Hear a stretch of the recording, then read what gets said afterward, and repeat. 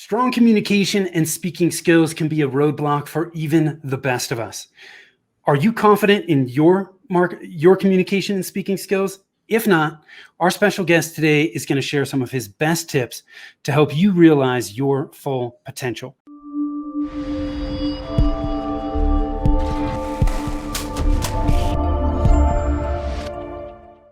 Hi, I am Tim Fitzpatrick with Rialto Marketing, where we believe marketing shouldn't be difficult.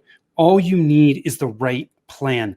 I am really excited to have with me today Mike Acker from Advanced Coaching and Consulting. Mike is also the author or co-author of 5 books with more on the way. Mike, I can't wait to dig into this, but welcome and thanks for being here. Yeah, thank you so much, Tim. I look forward to diving in and providing something concrete for your audience today. Awesome. I know we're going to dig into that. Before we do that, I want to ask you some rapid fire questions to help us get to know you a little bit. You ready to jump in with both feet here? All right, let's go. Okay. When you're not working, how do you like to spend your time? Either just hanging out with family or going sailing. That's my newest thing. Awesome. Sailing. So, because you grew up in the Seattle area, you are now in Alabama. How far away from the coast are you in Alabama? We have the big Mobile Bay, which is right there. That's right off into the ocean.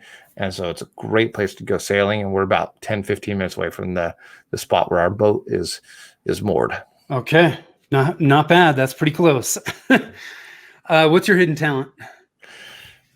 My hidden talent is that I can still swing dance and salsa dance. It's been a while, but I did it for a long time, took classes and even taught some swing dancing and still know how to do it. Love it. What's the best piece of advice you've ever been given? Don't take yourself too seriously. And this is specifically geared up towards marriage. I was brand new married, and they said, don't take yourself too seriously. And I can take myself seriously at times. So it's a good reminder sometimes just in life to just back off. Not everything's a big deal. I like that one. That's one I definitely need to take into consideration more. That's for sure. What's one thing about you that surprises people? I grew up in Mexico, so I speak Spanish quite fluently. Puedo hablar en español con personas de México o de otras partes del mundo.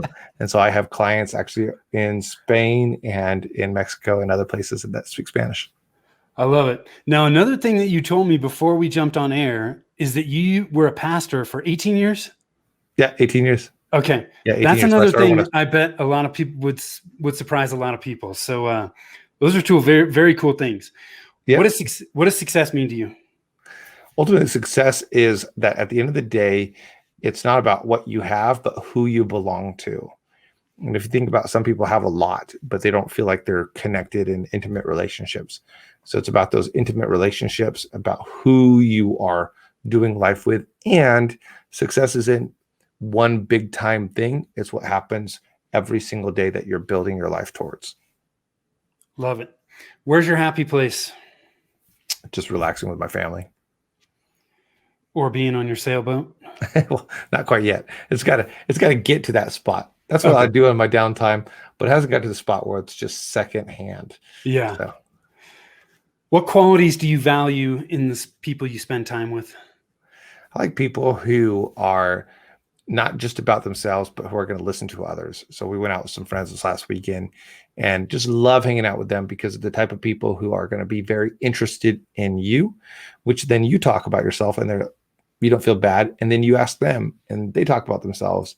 And so there's so much give that at the end of the day, you're just had so much fun. Awesome.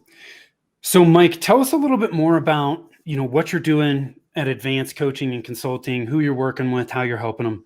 And then we're going to jump into this communication and speaking topic.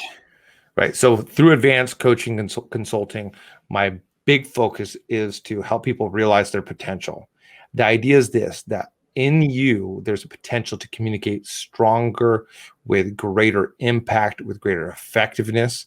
And so I want you to be able to do that. And I bring that out in you through whether it's a keynote speech that I'm presenting, or it's a workshop that I'm leading, or clients that I'm walking through with programs. That's the big focus on communication. And then the flip side of communication is leadership. And these two really go hand in hand. A leader who can communicate well has great potential ahead of them. A leader who can't communicate well is going to be really capped. And at some point in time is going to need to learn how to communicate better.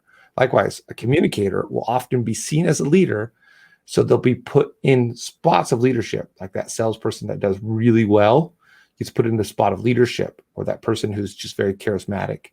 But if they don't have leadership, they won't go that far. So I like to work on both those areas with people in those different forums. Love it. Thank you for sharing that. So let's jump into it. Where a lot of us can struggle sometimes with communication. I mean, there's a lot of moving pieces, nuances there. Where do we get confidence in communication? Where does it come from? So there's actually 3 sources of confidence in communication. And this is actually my framework that I walk through people with. And this is actually the book that I'm currently working on, even though I have another one that's going to be published in advance. So confidence in communication comes from 3 different sources: who you are, your identity, what you say, your messaging, and your skills, how you say it. So you think about it like your heart, your head, your hands, your heart, like what is going on the inside of your being, how you consider yourself, your soul, your interior, your mind, how you're organizing your thoughts, not only for you, but also for the people you're talking to, and then everything that you're doing visually. So as I'm talking right here, you're paying attention to my enunciation, to my intonation. You're even seeing what I'm doing with my hands, with my eyes. You're looking at my posture. It's all my nonverbals, including some of my verbals. And so all of that are my skills that I'm using to connect with you. Your confidence in communication comes when you have a good combination of all 3. You have a firm identity that isn't just someone off stage confident, but also on stage confident. Sometimes people are very confident off stage with their friends, with their hobbies, in their workplace, doing the tasks that they are supposed to do, but they're not confident on stage. So what we want is that identity that you have off stage to be brought with you on stage. We'll talk about that more in one of the further questions. Then the messaging. A lot of people know what they're saying and just assume because they know what they're saying and they know it really well, and that when they start saying it, people understand what they're saying. One of the great ways to know if you can communicate what you know is, can you communicate it to a kid? Because if you can't communicate that which you're talking to others about to a kid, it's going to be hard for you really to be understood. Now, you might be thinking, but Mike, the areas that I talk about are really technical. I get it. I have people who talk about things that I don't understand, but they need to at least be able to communicate the flow of what they're saying. I'm walking through this, I'm going to walk through this, I'm going to walk through this. And a 5-year-old should be able to understand that. I love that. In marketing, we call that the curse of knowledge, right? We know our subject so well that we assume when we speak, people are going to understand it. And most people don't, so we've got to, I hate to say dumb down, because you're not doing that. You need to communicate it in a way that it's easy for anyone to understand.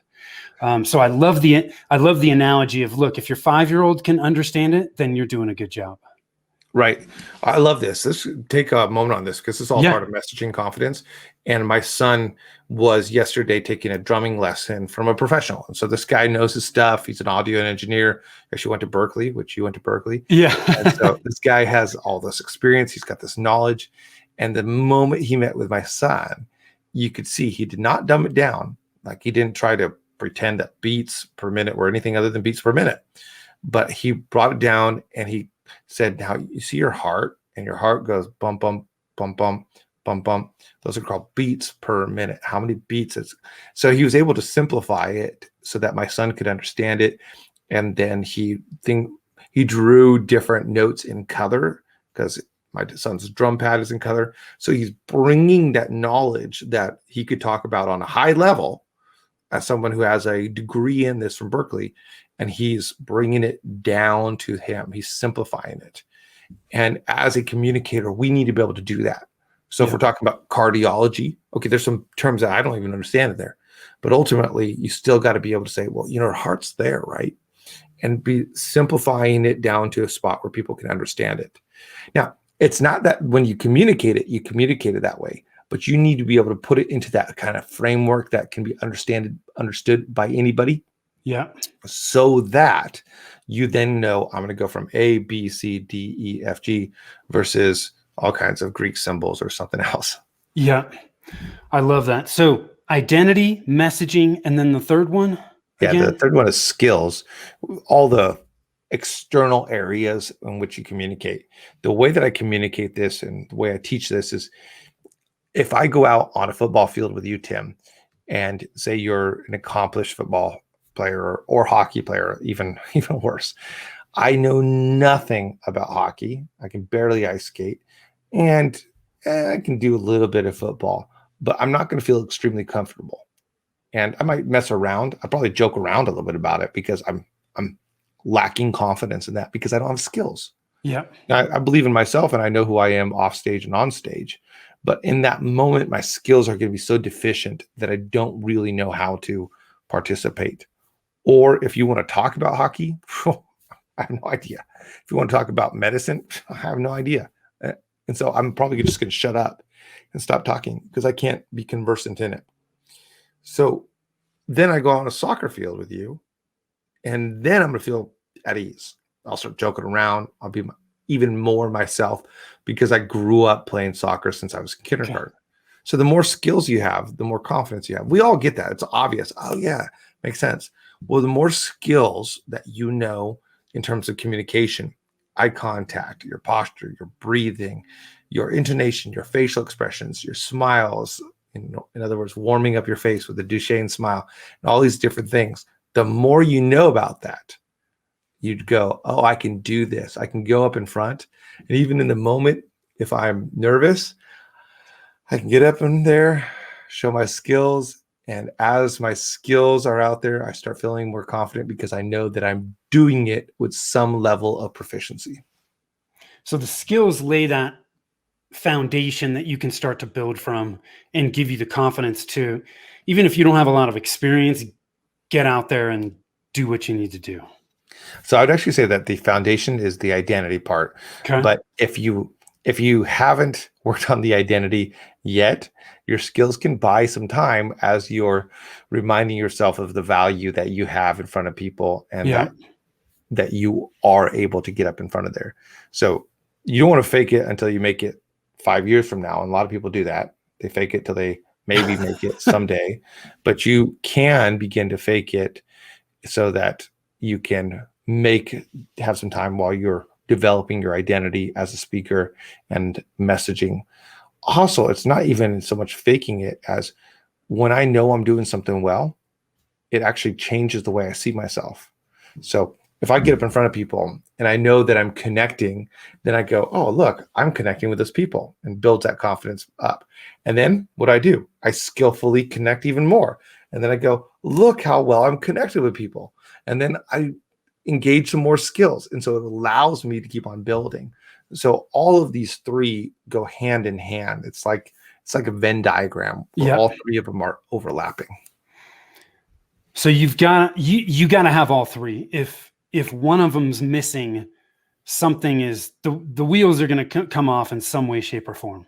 Yeah, absolutely. So if you have identity and messaging, but you don't have skills, you're going to be boring. Yeah. If you have identity and skills, but you don't have messaging, you're just going to be entertaining people because you have nothing worth saying.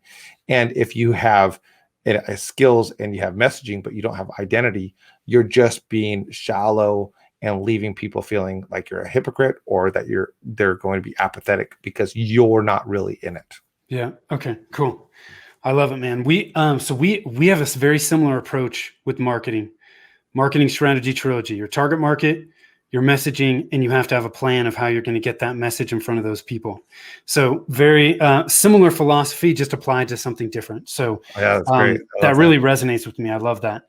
So you had touched on identity, and I think, unless I'm off, I think this is where we're going with this next question, which is, what does it mean for you to be you in speaking? Right.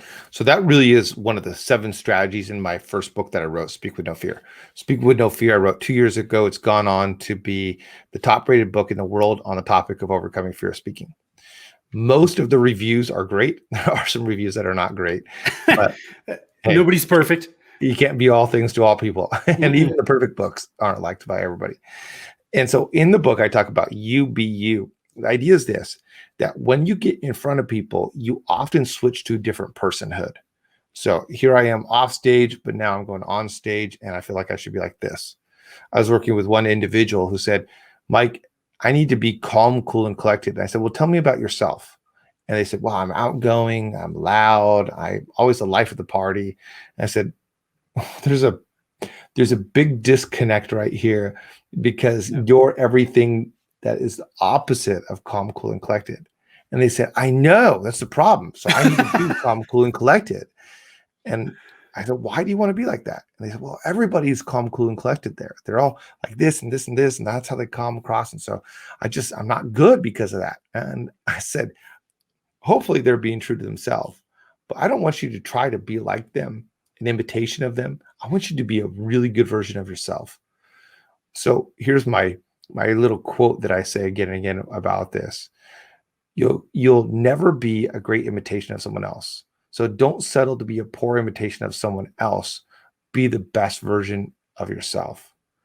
When you get in front of people, there's often this idea of, I got to be like that podcast guy I listen to, or I got to be like that TV show, or I love listening to such and such politician or such and such preacher or that teacher that I had. One person came in and said, I want to become like this. I said, why do you want to become like that? Well, because my drill sergeant, when I was a young private, was just like that. And I said, well, tell me about yourself. Once again, very different. So they had in their mind someone that they want to be like, but they can't because it's not them. Right. And there's aspects that you can learn and encourage yourself, but you need to study yourself, become a very big student, like someone who's just immersed in yourself, know what makes you tick, know what you're good at, know what you're not good at, and come to accept it, come to appreciate it, and improve parts of yourself so you can get better. In the book, I talk about how when we're in front of people, you carry two weights. So Tim, if you think about front lateral raises, right? I'm holding my hands in front of me. If I put 10 pounds in my left hand, after a short period of time, it's going to begin to shake. Even with my massive muscles, it's going to be. Yeah. You see me. They're not that massive. But after a while, it's going to begin to shake. Now, I take that same 10-pound weight, and the smallest petite little mom can carry a 10-pound baby all day close to her chest. Because the closer to you, the less torque is on your arm, and the easier it is to carry. So when you're speaking, you have two weights. You have the weight of content, all of that which you're trying to say. So I know all of this material very well. And so I don't need to look at notes. I've taught it, I've written about it, I coach on it. Yeah. So that content's not far away from me. It's close to me. But if you have me coming to talk to you about, well, it might be cardiology. So the heart is it's in your body, and it's I think there's 4 chambers, right? Something like that. Maybe one's called the Chamber of Secrets. There's a snake inside there. Harry Potter is good. I don't even know, right? It's just so I don't know anything, so it's going to be far away from my body. So we all know that the closer we know the content, the better we're going to be communicating. But likewise, there's one of personhood. On your right arm, you have the weight of personhood. And the further away from your body that you hold that arm, the further away from you that you're trying to be, the shakier you're going to get. And a lot of people, without even realizing it, are trying to be someone other than themselves. They switch into speaker mode. And now I'm speaking. So here I am talking with somebody. Okay, now I got to get up here and talk to everybody and be authoritative and serious or whatever it might be. Now I got to be the life of the party.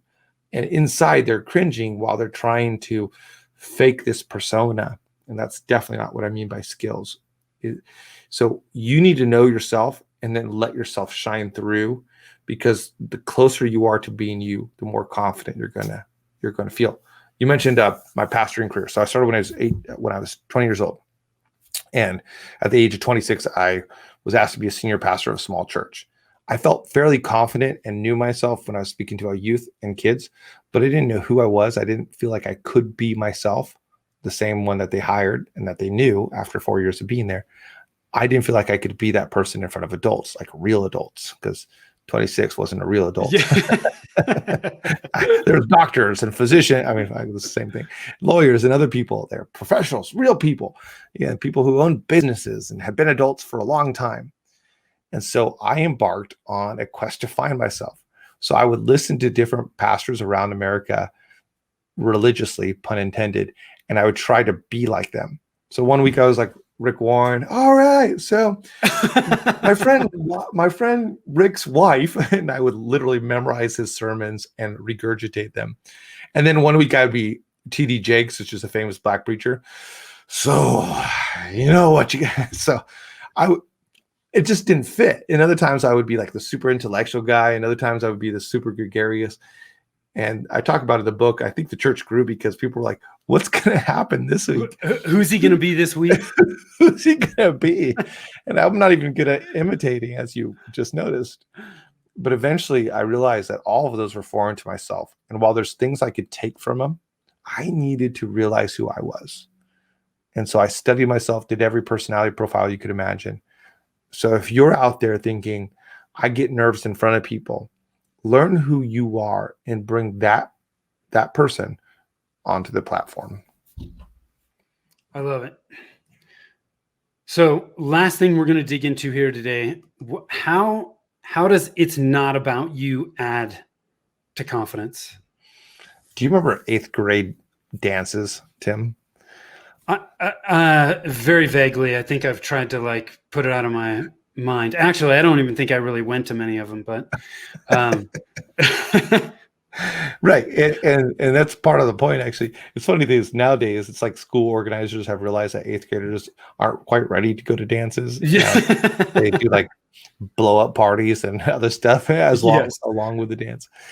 But when I used to go to those dances, I remember watching, and I remember seared in my memory. I lived in Mexico at the time, and so there was a lot of dances, and all the girls would be dressed up on one side, all the guys would be dressed up on the other side, and they're just kind of staring at each other across the room from each other. They're like, oh, hey, there's the girls over there, the guys over there. And well, they wanted to talk to each other. They just didn't have confidence to talk to each other. Yeah. And the reason why, one of the reasons why, is because they're thinking, what are they thinking about me? What are they thinking about me? What do the girls think about me? What do my friends think about me? Am I tough? Am I cool? Do I look nice? Am I handsome? Am I beautiful? Am I charming? What do people think about me? What do people think about me? Meanwhile, every single other person is also thinking, what are they thinking about me? What do they think about me? And at some point in time, my friend and I noticed that girls were really wanting somebody to dance with them. And they were really nervous that they would be the person that would not be danced with. In fact, in the 9th grade, we went to quinceañeras. And so every single weekend we went to these 15-year-old birthday parties where the girl, the quinceañera, the birthday girl, would have to dance with her family. And then she would be desperately hoping that her guy friends would be dancing with her because she didn't want to be like the one girl who didn't have guy friends. So my friends and I realized that, you know what? They don't care what we look like. We're 8th grade. They don't even care if we smell. They don't care if we know how to dance. All they want to do is be seen with a boy dancing in front of everybody. And when we realized that it was not about us and that they didn't really care anything about us, they just wanted to feel comfortable, we realized, and we gained this confidence. And we'd go up and we'd always be the first guy friends dancing with the quinceañera. So I've taken that into my adult life. When we go into different places speaking, see, when I started the speech, and Tim, you were a great guest, you asked nice questions. At the same time as you're being a guest, you're thinking about some other things. You're thinking about your podcast. Is this going to be good for my podcast? Is this going to be good for the image that I want Rialto Marketing to do? So there's a concern for you and your at stake. And even more so, everybody listening right now, you're hoping that tuning into Rialto Marketing podcast is going to help you. And if it doesn't, the podcast is going to have a short shelf life for you. So you want this to help you. You don't really care. You're a nice person. So the moment I say this, there's a little reaction. But you don't really care if Tim is having a good day or if Mike's having a good day. You want something for you. Now, what that does for the communicator, the speaker, the team leader, the person talking, is it's very freeing, because instead of worrying if you think my shirt looks good, or if you notice some wrinkles, or if my tie is good, oh shoot, I actually forgot to button up the top button. That's a real thing I just realized. Instead of worrying about that, all I need to worry about is, can I give you something that will help you? And that's really freeing, because now the attention's not on me. Yeah. You're concerned about you. When you jump onto a plane, you don't really care if the pilot is balding or if the pilot is 40 or 60. All you care is if the pilot can get you to where you are wanting to go and get you there safely. So the moment we can stop worrying about ourselves when we're communicating and speaking, and flip it and focus on the audience, whoever that may be, that ends up giving us confidence. It takes away the insecurity of all eyes on me. Yeah. It takes away the insecurity of what will they think about me. And I'm sure there are thoughts about me, but if I can give you something of value, then you stop thinking about me. It's interesting. I mentioned the reviews on my book, and there's, out of so many reviews and so many people who called out to me, there's people who would say stuff like, this really helped me. The negative ones are actually focused all on Mike. Isn't that interesting? So the negative ones are, Mike just wants to tell stories about himself, because there's a lot of stories in that book. It's more a motivational, anecdotal book with some tactics and actions. But the people who really got what I was going for, got the heart, this helped me. He made me feel at peace. This helped me have confidence to get there. It's all about themselves and how it affected them. The negatives are all about Mike. Yeah. It's fascinating to me how there are I see a lot of similarities in what we're talking about today and how we approach marketing and what a lot of people talk about marketing. And because it's so interesting, because you can take things in all walks of life and apply them in another. And so I think it's so important to have such an open mind, because here you're talking about, hey, it's not all about you. And it's not, right? You're here to add value, and you are. It's a fascinating conversation. Marketing is the same thing. So many people on a marketing standpoint talk about themselves, and it's like, look, our customers don't care about us. They care about what we can do for them. How can we help them solve the problem that they have and they don't want? Or how can we help them get the result that they want and don't have? That's what we need to talk about. That's the only thing that they care about. When we talk about speaking communication, it's the same thing. Forget about you. Focus on the audience and what your goal is, what you're trying to do for them. Did I get that? Absolutely. That book, Naked, by Patrick Lencioni, he talks about how a consulting firm would go in and try to tell everybody, this is what we can do for you. This is what we can do. This is what we're good at. And this is the price. And then the ideal marketing firm, which is Patrick Lencioni's Tables Group's philosophy, is just go in there and start helping. And if you can really help people, then they'll actually want more of it. And so every day I start out with this prayer. I just say, God, help me help people today. And so whether it's on a podcast that I'm not getting paid for, that it's just, let me get out there. Hopefully people buy my book. Absolutely. Love it. Maybe some people reach out to me. That'd be great. Or maybe just for that person that's driving down the road right now and has a presentation coming up, you feel at peace. Like, oh, that makes sense. Maybe I gave you just some idea of, oh, if you can work on your skills. And so by giving that to you, I already had an answer to the prayer. Sometimes I go into these consultations. I do free consultations for people looking at improving their leadership or their communication, and love to share those in your show notes as well.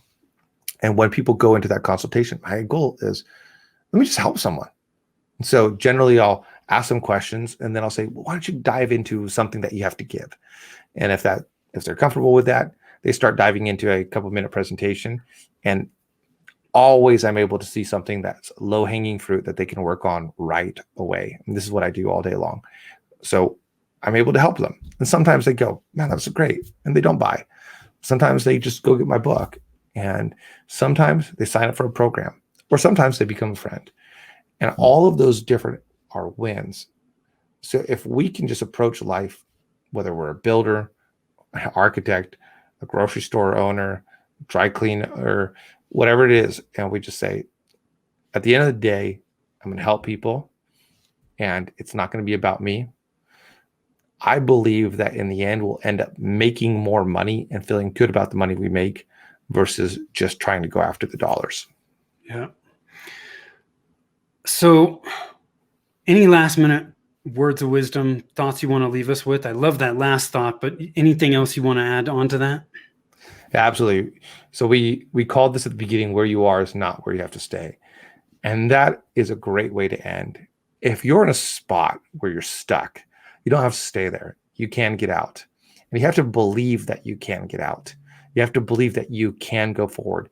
Before getting into even the strategies of the book that I write, before you begin, believe. And you got to believe that you can, because if you can't, you're right.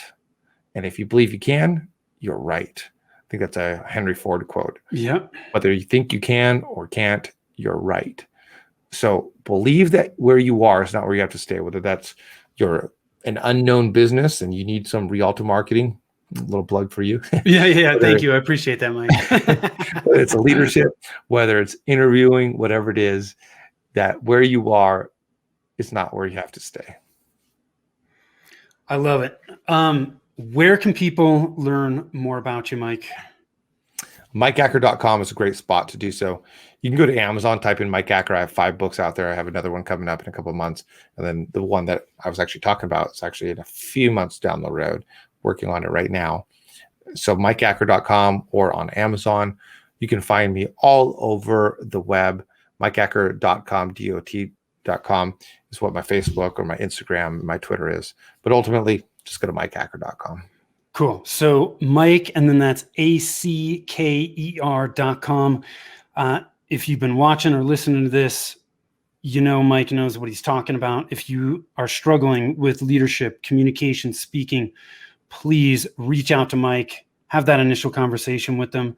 And at the very least, he's going to give you some value, right? That's right. Free consultation. That's it. Awesome. I love it. Mike, thanks so much for taking the time to be with us today and to share your experience and your knowledge with us. Thank you for those that are tuning in.